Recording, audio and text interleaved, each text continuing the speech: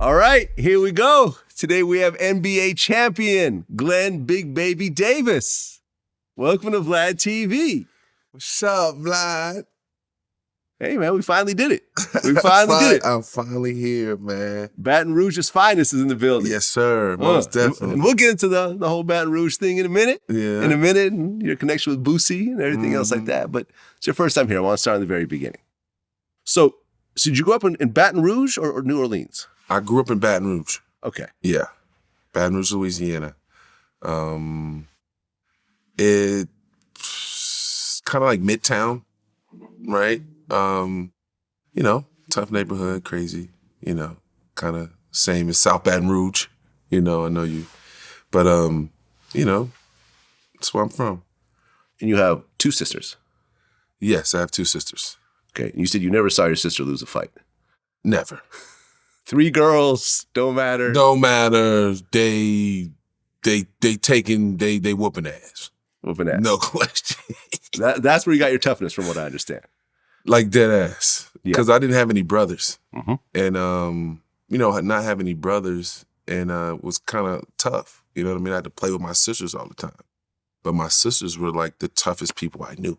You know what I mean? Like they was fighting before me. You know what I mean? So, my older sister, my younger sister, I'd never seen them lose a fight, ever. Your mom, she was actually a former high school basketball star. Yeah. She also did track, Yeah. softball, Yeah. majorette, Yeah. and she had a modeling career Yeah, she as did. well. But then things kind of started to go off track at one point. Mm-hmm. How were you? You were the youngest, or where were you in terms of siblings? Well, I was in the middle. in the middle. Okay. Right? And so my mom didn't think she could have kids when she had my older sister. So like 11 years, me and my older sister are apart. So, my mom had she was an athlete. You know what I mean? She was a majorette, great softball player. She was tremendous at softball. Track, broke records. But she fell into a different lifestyle.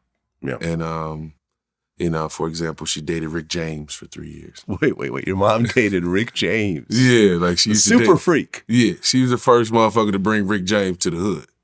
Wow. Yeah. That's crazy. She was one of them. Any Rick James stories that she told you about? Because I read his book. Like Rick James was crazy in real life. Yeah, she was just, one of his, his things. You know what I mean? And she he liked her. Like, you know what I mean? Right. So she used to bring Rick James to the hood.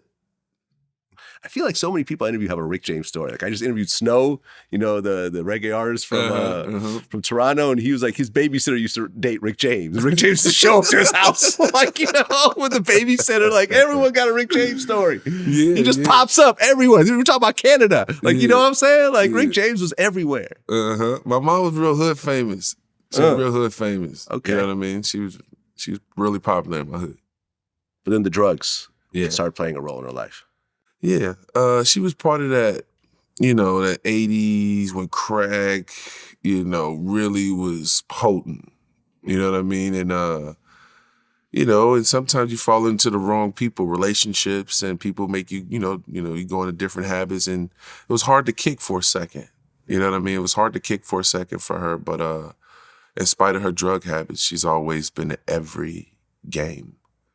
You know what I mean? Like, I can remember times when, I'm running touchdowns and I can see her in the creek in the back going crazy, full of drugs, but her junkie friends back in the creek having their own little party back there while I'm running touchdowns and shit like that. So, drugs never kept my mom from loving us. It just kept her away, Well, I mean, I have drug addicts, actually crack addicts in my family. And I've heard like horror stories about kids being in that lifestyle. What do you think was the worst thing that you experienced while your mom is trying to kick the habit, but she's still using? I think the worst thing I think I've ever experienced is just my mom was a special lady, and her love was just contagious.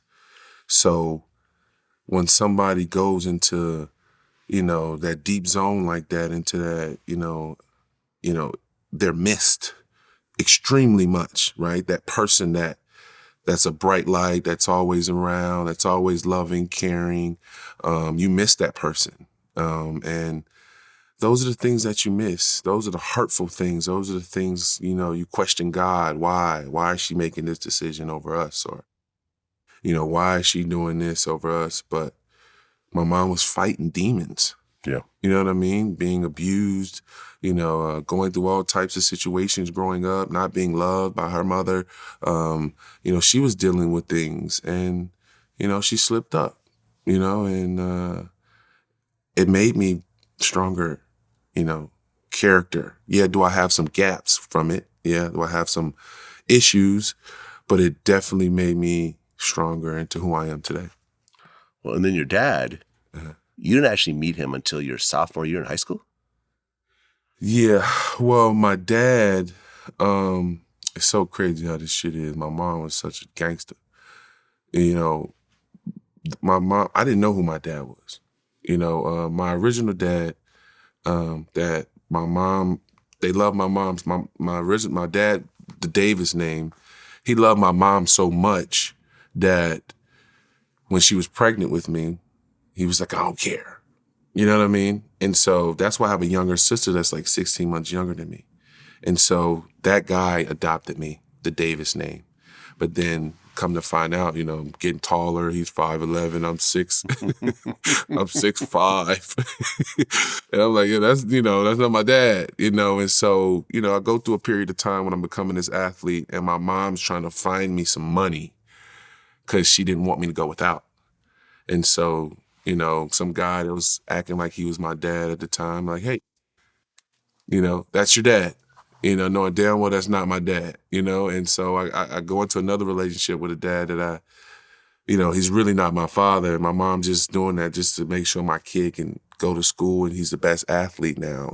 She want me to have the best things. So, I go through that period and then, my mom tells me, hey, this is your real father. And I'm like, John Greer. And he was like, when I first looked at him, I was like, that's my dad. I got his nose, I got his eyes, that's him. Is he big? He was like 6'4". Okay. Big. And so I just remember vaguely like a guy coming up to the gate, big guy. And I just remember he had a blue Cadillac. And that's all I remember of him. And so when my mom said, hey, this is your dad, 7 days later, he died. Oh. My real father. How did he die? He died at a heart attack in his own house. Like he was living by himself and, nobody was really watching him. And damn. He died by a heart attack. So you met him one time? One time. And then 7 days later, he died? Well, no. I met him one time when I was little, but I never met him when I was an adult. Oh, so the whole thing about meeting him in sophomore year, that didn't happen? No. Okay, I messed that up. Okay, my bad. So but that's when I found out all the information, and then, I got to the league, and then my mom was like, yo, this your dad. And I was like, all right. And 7 later, he died, literally. Yeah. That was crazy.